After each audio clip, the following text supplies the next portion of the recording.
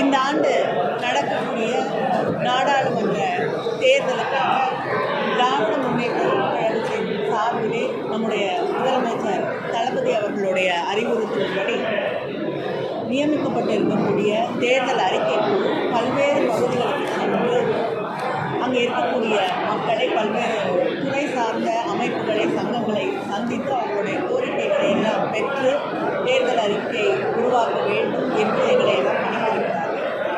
அதன் அடிப்படையிலே வழக்கமாகவே திராவிட முன்னேற்ற கழகத்தின் தேர்தல் அறிக்கை என்பது மக்களை சந்தித்து மக்களுக்கான ஒரு அறிக்கையாக மக்களால் எழுதப்படக்கூடிய அறிக்கையாகத்தான் அந்த அறிக்கை எப்பொழுதுமே.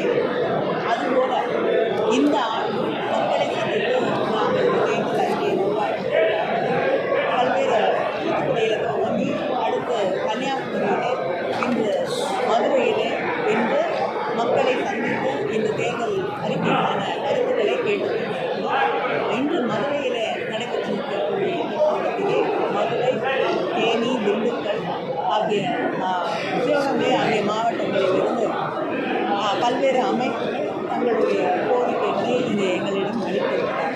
இந்த கோரிக்கைகளை எல்லாம் படித்து இதில் இருக்கக்கூடிய முக்கியமான கோரிக்கைகளை எடுத்து முதலமைச்சர் அவர்களோடு பகிர்ந்து கொண்டு அவருடைய ஒப்புதலை பெற்று தேர்தல் அறிக்கை வெளியிட்டார். பிரதானம் என்ன கோரிக்கை நீங்கள் ஜிஎஸ்டியில் இருக்கக்கூடிய பல்வேறு பிரச்சனைகள் வந்து வியாபாரிகள் குறிப்பாக சொல்லணும்னா வந்து சிறு குறு தொழில் செய்யக்கூடியவர்கள் அவங்க வந்து மிகப்பெரிய அளவில் வந்து ஜிஎஸ்டியால் பாதிக்கப்பட்டிருக்காங்க.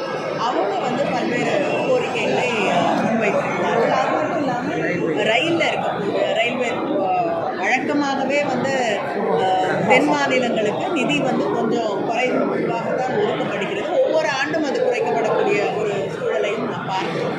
அதனால் அதை பற்றி பல கோரிக்கைகள் வருது. அதுவும் இல்லாமல் 100 நாள் வேலை அதில் இருக்கக்கூடிய பல குழப்பங்கள், அவங்களுக்கு சரியாக சம்பளம் வந்து சேராத ஒரு சூழ்நிலை, இப்படி பல்வேறு பிரச்சனைகளை மக்கள் வந்து விவசாயிகளுக்கு இருக்கக்கூடிய பிரச்சனைகள் இதையெல்லாம் மக்கள் வந்து எங்களுக்கு கோரிக்கைகளாக வழங்கி கொண்டிருக்கிறார்கள். தென்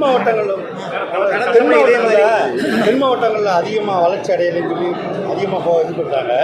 திமுக கூட்டணியில் வந்து கூட்டணி கட்சிகள்கிட்ட அதிகமாக சீட்டு தர்ற மாதிரி இந்த வளர்ச்சிகளையும் சொல்லி திமுக கூட்டணி கட்சிகள்கிட்ட மதுரை கூட்டணி கட்சிக்கு கொடுக்குறதுனால தான் வளர்ச்சி இல்லைன்ற மாதிரி மக்கள் கோரிக்கை வைக்கிறாங்க. இந்த விட்டு எப்படி எங்களுடைய முதலமைச்சர் ஆட்சி பொறுப்பேற்றுக் கொண்ட பொழுது எங்களுக்கு வாக்களிக்காதவர்கள் கூட ஏன் வாக்களிக்கவில்லை என்று நினைக்கக்கூடிய அளவுக்கு நாங்கள் ஆட்சியை நடத்துவோம் அப்படின்னு தான் சொல்லியிருக்கேன்.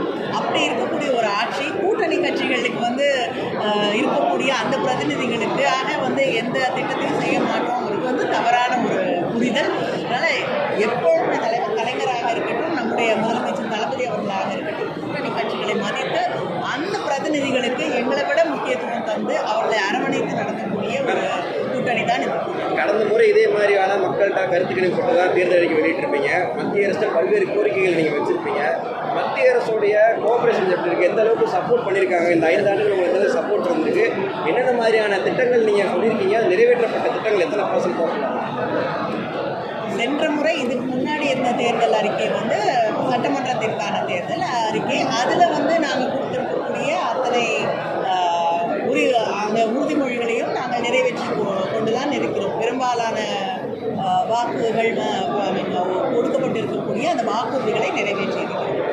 அதற்கு முன்னால் நாடாளுமன்ற தேர்தலில் உங்களுக்கு தெரியும், நான் வந்து உங்களுக்கு சொல்ல வேண்டிய அவசியம் கிடையாது, அவங்களுடைய வாக்குறுதிகளையே அவங்க நிறைவேற்றுறாங்க. 15 லட்சம் இன்னைக்கு வரைக்கும் வந்து 2 தேர்தல் முடிஞ்சிட்டு யாருக்கும் வந்து சேரலை. விவசாயிகளுக்கு அவங்க தருகிறேன் என்று சொல்லி இருக்கக்கூடிய அந்த தொகை குறைந்து கொண்டே வருகிறது. வந்து யாருக்கும் வந்து சரியாக போய் சேராத ஒரு சூழ்நிலையை தான் நம்ம பார்த்துட்ருக்கோம். அதே போல் ரயில், அதற்கான திட்டங்கள் முக்கியமாக தென் மாநிலங்களுக்கு குறைந்து கொண்டே வர இருக்கக்கூடிய சூழலை பார்க்குறோம். எடுகேஷனுக்கு கல்விக்காக ஒதுக்கக்கூடிய அந்த நிதி குறைந்து கொண்டே வருகிறது.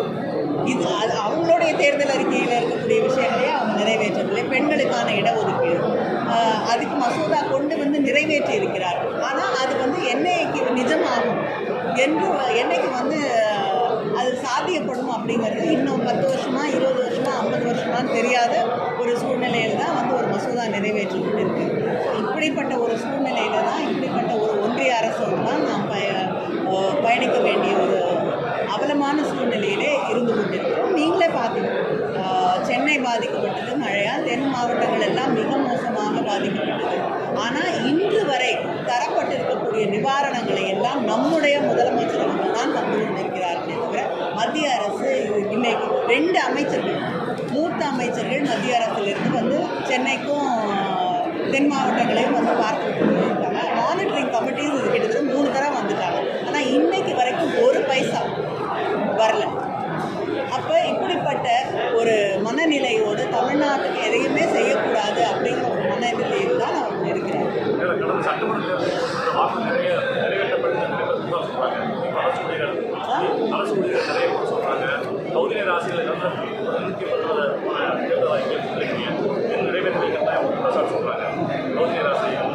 கொடுக்கப்பட்டிருக்கக்கூடிய வாக்குறுதிகளை ஒவ்வொன்றாக நிறைவேற்றுவது தான். இது வந்து மகளிருக்கு 1000 ரூபாய் வழங்குகிறார்.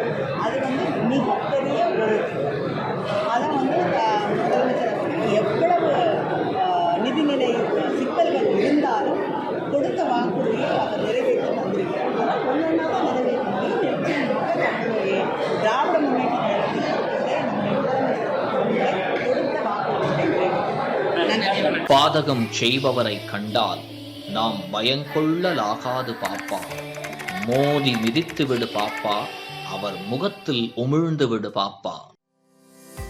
அண்மை செய்திகளை உடனுக்குடன் தெரிந்து கொள்ள இணைந்திருங்கள் இயம்நாடு தொலைக்காட்சியுடன்.